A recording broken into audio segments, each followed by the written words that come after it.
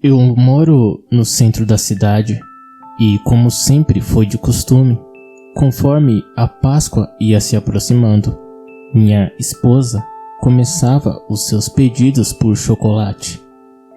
Como em todos os anos, ela queria um ovo de Páscoa diferente e escolhia a dedo para que eu sempre atendesse os seus pedidos. Esse ano não foi diferente. E uma semana antes das comemorações, lá estava ela, pedindo em meus ouvidos o seu mais novo desejo: um ovo recheado com morango.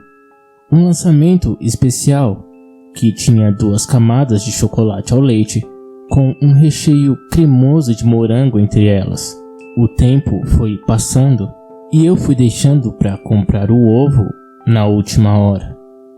Até que já era sábado, véspera de Páscoa. Após o trabalho, saí às pressas para comprar o bendito ovo. Tanto os mercados quanto as lojas e docerias da cidade estavam lotadas. Mas o tão desejado ovo havia acabado em todas. Eu revirei todos os cantos da cidade, mas nada, nenhum sinal. Pelo jeito, aquele ovo havia virado uma febre e todo mundo o queria. Só me restavam as barracas. Quem mora próximo ao centro de grandes cidades sabe o quão grande é o número de barracas de camelôs que vendem de tudo, de chinelos e bolsas até malas de viagem.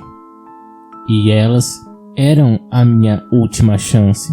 Andei muito sem obter resultado, até que avistei uma barraca próximo ao mercado municipal.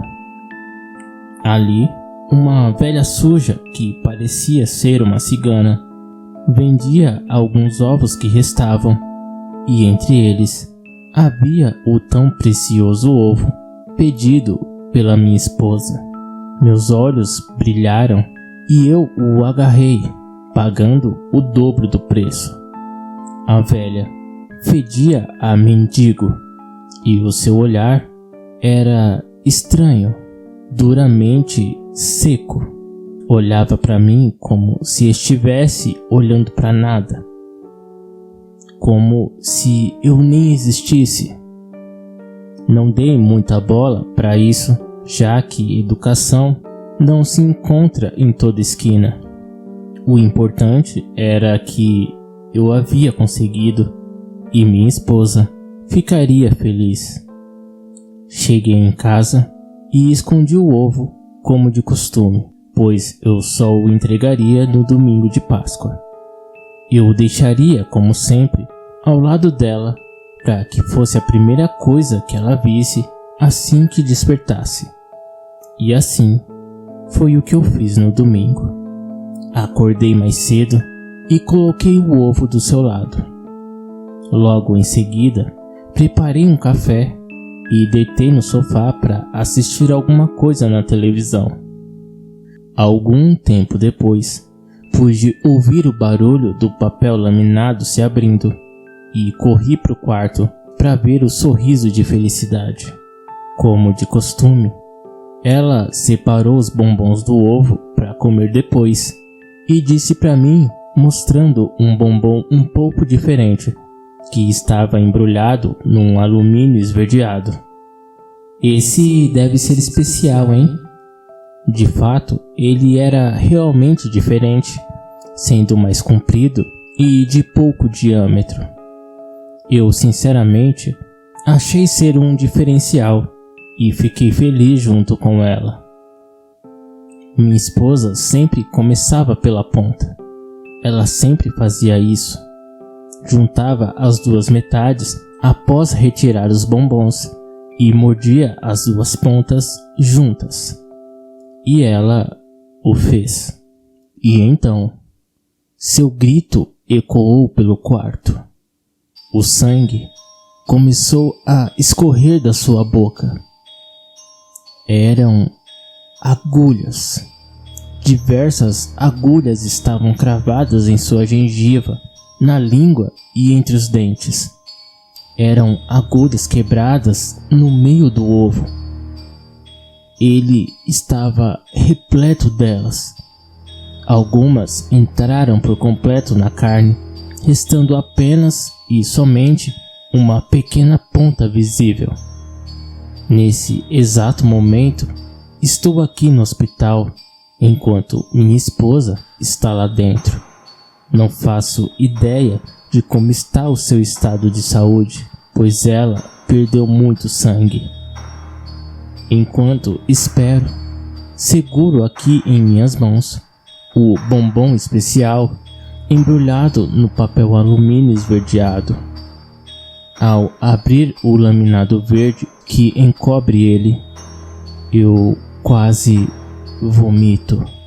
Tem uma cabeça de um grande rato preto, já umedecido pela decomposição, e entre seus olhos atravessa uma agulha de lado a lado, perfurando os dois olhos simultaneamente. Eu ainda estou em choque. Eu conto isso para te alertar, pois não quero que aconteça com você. Portanto, muito cuidado ao abrir o seu ovo esse ano.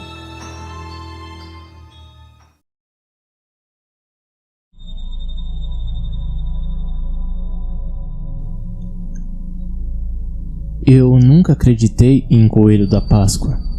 Sempre soube que eram os meus pais quem deixavam os ovos próximos da minha cama.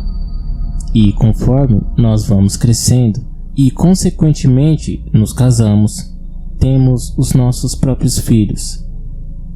Tentamos continuar com essa tradição. Desde que Suzy começou a entender as coisas, eu e minha esposa, tanto no Natal quanto na Páscoa, deixamos presentes e ovos para ela, dizendo que foram o Papai Noel e o Coelhinho da Páscoa que passaram no quarto dela à noite. Mas aconteceu algo fora do comum. A Páscoa é só no domingo, mas no sábado, Suzy acordou feliz e radiante, correu até o nosso quarto com um ovo de Páscoa na mão. Mamãe, papai, olha só o que o coelhinho deixou para mim. Era um ovo grande, devia ter mais de 500 gramas. Era enrolado com um papel dourado e uma linda fita vermelha o fechava com um laço. Eu e minha esposa nos olhamos e sorrimos. Oh, que legal, filha. Agora guarde, pois a Páscoa é só amanhã e parece que o coelhinho passou adiantado. Suzy saiu pulando de alegria. Eu questionei minha esposa sobre o porquê ela havia deixado o ovo no quarto, se ainda não era Páscoa. Mas os meus olhos se arregalaram quando ela disse que não só não havia deixado, como sequer havia comprado um ovo.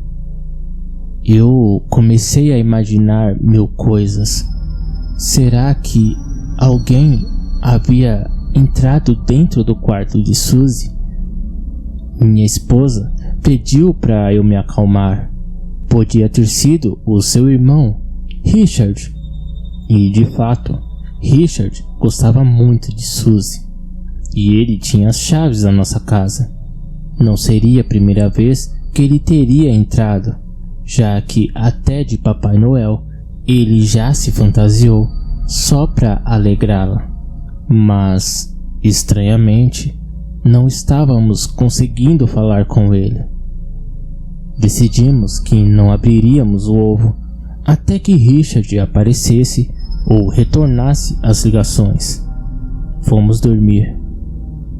Eu dormi pesadamente e na manhã de Páscoa acordei por volta das 9 horas. Olhei para o meu lado. Minha esposa não estava lá. De fato, ela já devia ter levantado, mas havia algo de estranho. Eu não sei explicar. Estava tudo muito silencioso. Eu olhei no meu celular. Havia 3 chamadas perdidas de Richard. Entretanto, ele havia deixado uma mensagem, e aquela mensagem me congelou os ossos. Ele não havia deixado o ovo. Aliás, sequer estava na cidade no sábado. Eu gritei do quarto para minha esposa: "Meu bem, você viu que o Richard mandou?" Não houve resposta. "Meu bem?" Aquela sensação estranha que eu havia sentido ficou pior. Eu disquei o telefone de Richard e aguardei chamar. Não era possível. O telefone de Richard estava tocando de dentro da nossa casa. Eu me levantei e comecei a caminhar lentamente pelo corredor, seguindo o som da vibração. E, ao chegar na sala, fiquei pálido e quase caí duro com o que vi.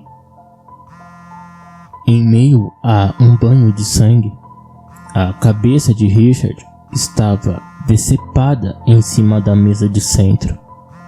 Seus olhos estavam arregalados em pavor, enquanto do seu lado o seu celular continuava vibrando. Eu coloquei as mãos na boca para evitar um grito alto.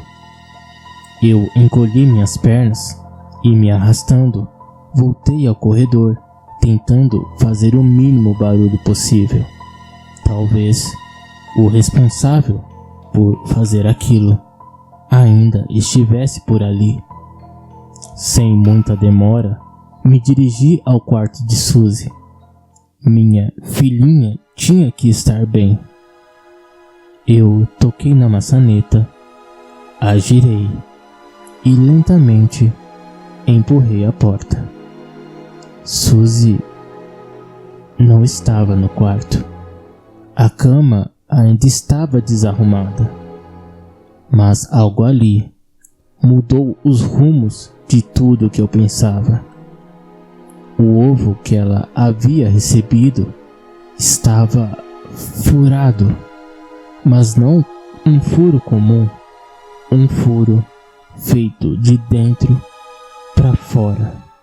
Eu me aproximei dele e de fato era um ovo, mas não de chocolate, e sim uma casca que havia sido rompida, cujo a carniça adentrava as minhas narinas e me deixava tonto. Havia saído algo de dentro dele. Meus pensamentos foram cortados por um barulho alto que veio de baixo, como se algo tivesse sido derrubado.